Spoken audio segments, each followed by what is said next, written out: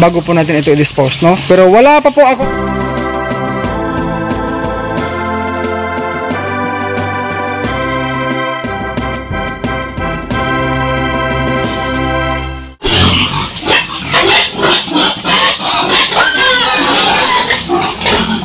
Hi mga ka-farmers, magandang araw po sa ating lahat. Welcome back po sa aking channel.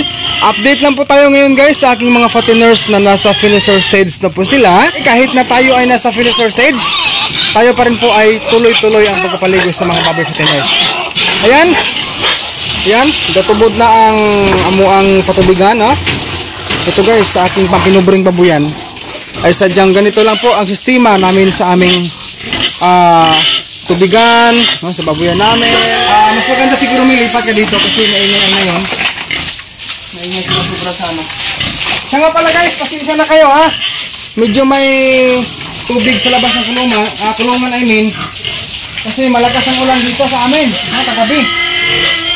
So after this one, sa video ngayon natin, Dodong po ay maghakot ng baras o buhangin para itambak dito sa ating labas ng kulungan. So ngayon guys, ang aking mga fatteners update today sa video na ito. Sila po ay 3 months and 1 week old. Ayan. So 97 days old. No, tama ba ako? 3 months, that is 90. No? 90 days I mean and 3 months plus 1 week or 7 days. Kaya 3 months and 1 week old since buying.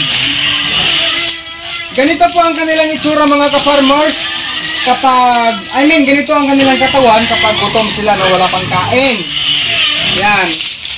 So, hindi po sila dapat iwasan, no? Base lang sa aking opinion. Hindi po dapat iwasan ni Dodong na wag nang paliguan ng baboy fatteners 1 week bago ibinta. Okay, disclaimer lang ha. Ito po ay nakasanayan kong gawin sa mga fatteners na to, na tinutuloy-tuloy ko rin ang pagpapaligo sa kanila kahit na nasa finisher age na po sila ngayon. Based po sa aking observation, ang baboy po pag nasanay sa paligo, ngayon bigla mo siyang ihinto sa pagpapaligo na sila, ang mga baboy, sa aking observation, sila po ay nababalisa, no? Nababalisa sila, lalo na kung oras ng alas 10 ng umaga papunta sa hapon, no? At lalo na rin kung pag-araw o tag-init ang panahon. So lalo sila nababalisa.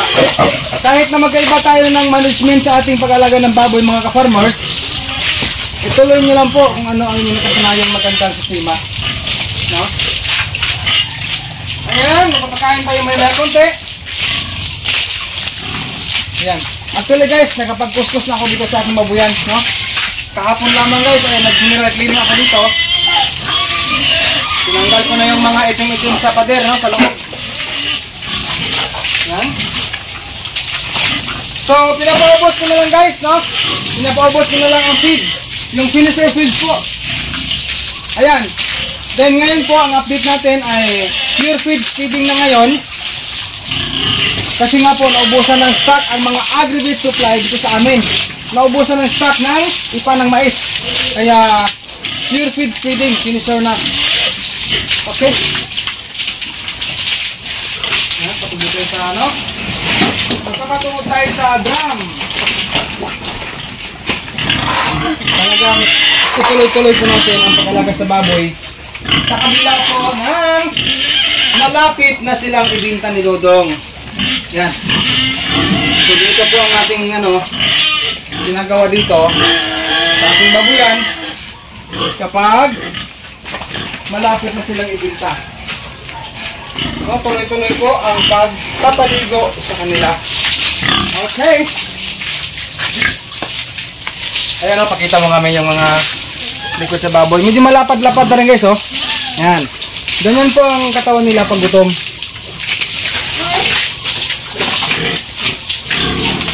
Okay.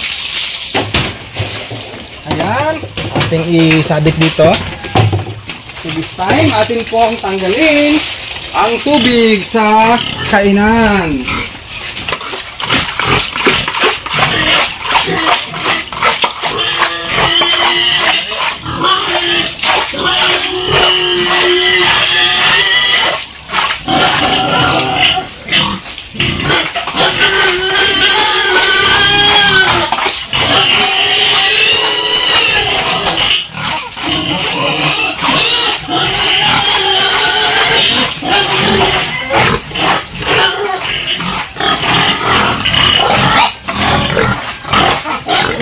Okay, bigyan natin ng pagkain.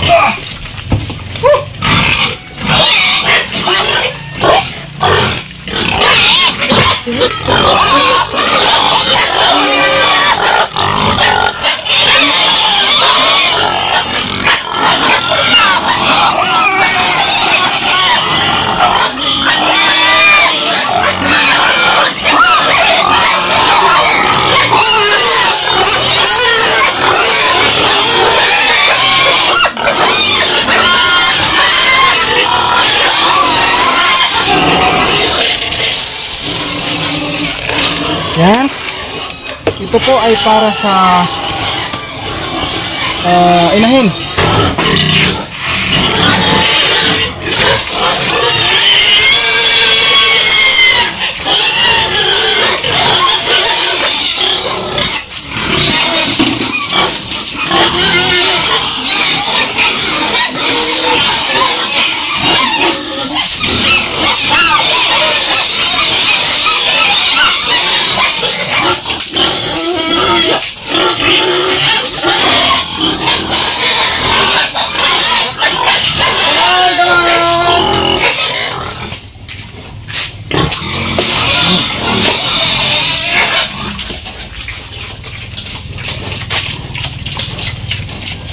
Timing, timing.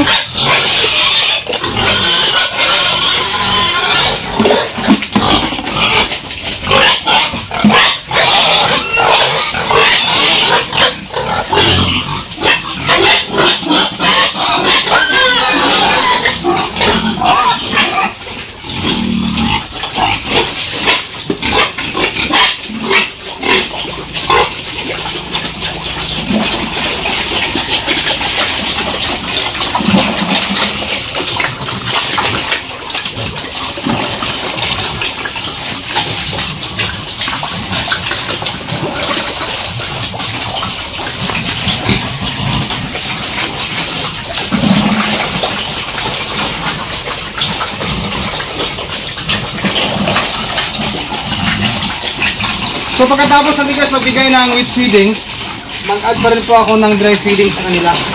After this bigay sa wheat feeding na to.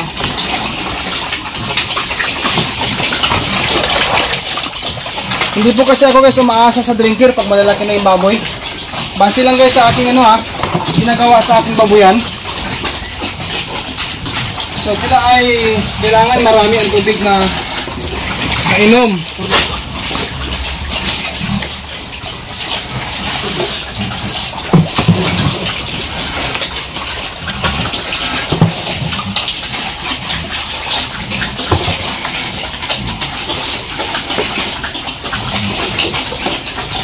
Where is my dry feeds?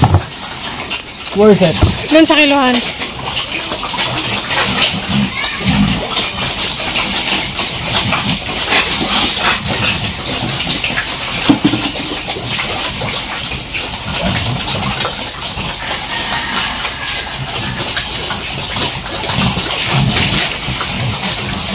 Okay, come on. So, hindi na po pala ako ngayon maglalagay ng King's Beta Plus Animal Food Supplement dahil kanina, pagbabad ko sa feeds na to, yung wheat ngayon, nahalo ko na kanina.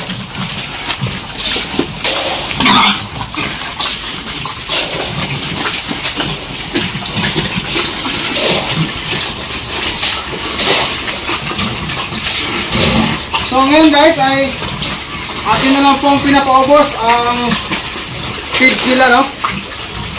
Para ma-dispose na rin sila. Hoy, dito ka. Hoy, magbigayan kayo, hoy. Yung baboy talaga, kahit na paano, gustong mag-agawan sa pagkain.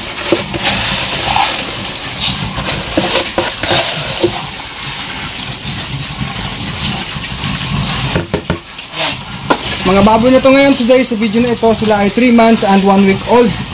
Sa atin pong nabanggit kanina sa pagsimula pa lang.